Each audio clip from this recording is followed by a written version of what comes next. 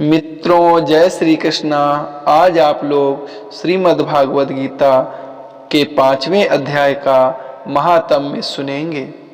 श्री भगवान कहते हैं, हे देवी, अब सब लोगों द्वारा सम्मानित 5वें अध्याय का महात्म्य संक्षेप में बतलाता हूँ। सावधान होकर सुनो। मद्र देश में पुरुकुत्सपुर नामक एक नगर है। उसमें पिंगल नाम का एक ब्राह्मण रहता था।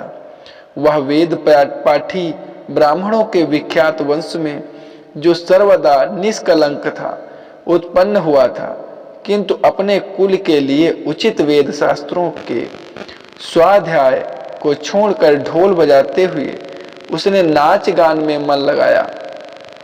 गीत, नृत्य और बाजा बजाने की कला में परिश्रम करके पिंगल ने बड़ी प्रसिद्धि प्राप्त कर ली और उसी से उसका राजभवन में भी प्रवेश हो गया। वह राजा के साथ रहने लगा। स्त्रियों के सिवा और कहीं उसका मन नहीं लगता था।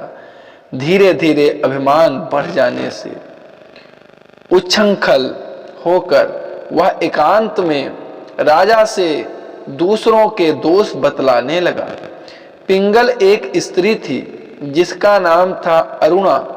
वह नीच कुल में उत्पन्न हुई थी और कामी पुरुषों के साथ विहार करने की इच्छा से सदा उन्हीं की खोज में घूमा करती थी। उसने पति को अपने मार्ग का कंटक समझकर एक दिन आधी रात के घर के भीतर ही उसका सिर काट कर मार डाला और उसकी लाश को जमीन में गाड़ दिया। इस प्रकार प्राणों से वियुक्त होने पर वह यमलोक पहुंचा और भीषण नरकों का उपभोग करके निर्जन वन में गिद्ध हुआ। अरुणा भी भगंदर रोग से अपने सुंदर शरीर को त्याग कर घोर नरक भोगने के पश्चात उसी वन में सुखी हुई। एक दिन वह दाना चुगने की इच्छा से इधर उधर फुदक रही थी। इतने में ही उस गिद्ध ने पूर्व जन्म के बैर का स्मरण करके उसे अपने तीखे नखों से फाड़ डाला।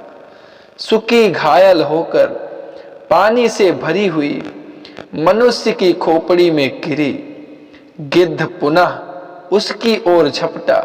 इतने में ही जाल फैलाने वाले बहेलियों ने उसे भी बाणों का निशाना बनाया।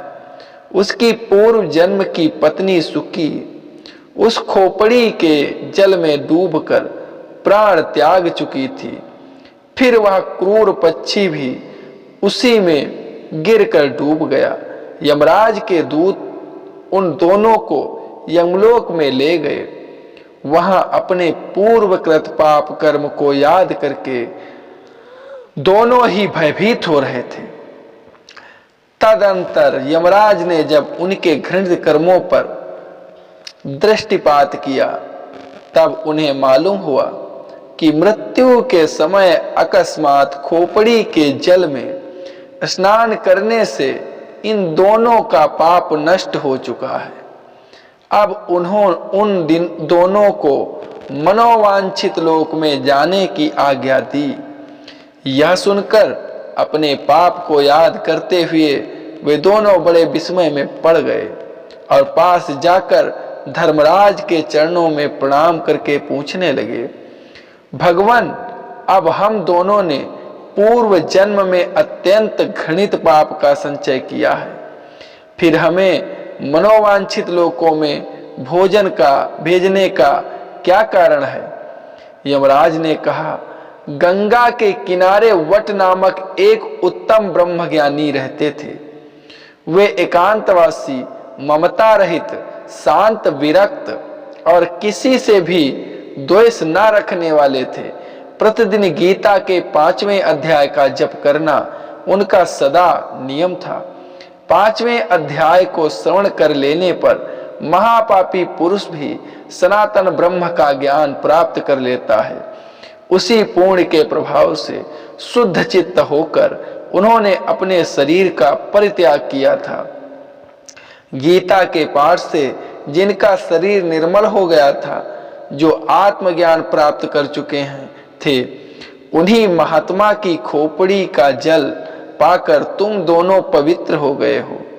अतः अब तुम दोनों मनोवांछित लोकों को जाओ, क्योंकि गीता के 5वें अध्याय के महात्म्य से तुम दोनों शुद्ध हो गए हो। भगवान कहते हैं, सबके प्रति समान भाव रखने वाले धर्मराज के द्वारा इस प्रकार समझाए जाने पर दोनों अति प्रसन्न हुए और विमान पर बैठकर वैकुंठ धाम को चले गए। प्रेम से लो भगवान श्री कृष्ण की जय, यशोदा नंदन की जय। आप लोग हमारे चैनल को सब्सक्राइब जरूर कर लें।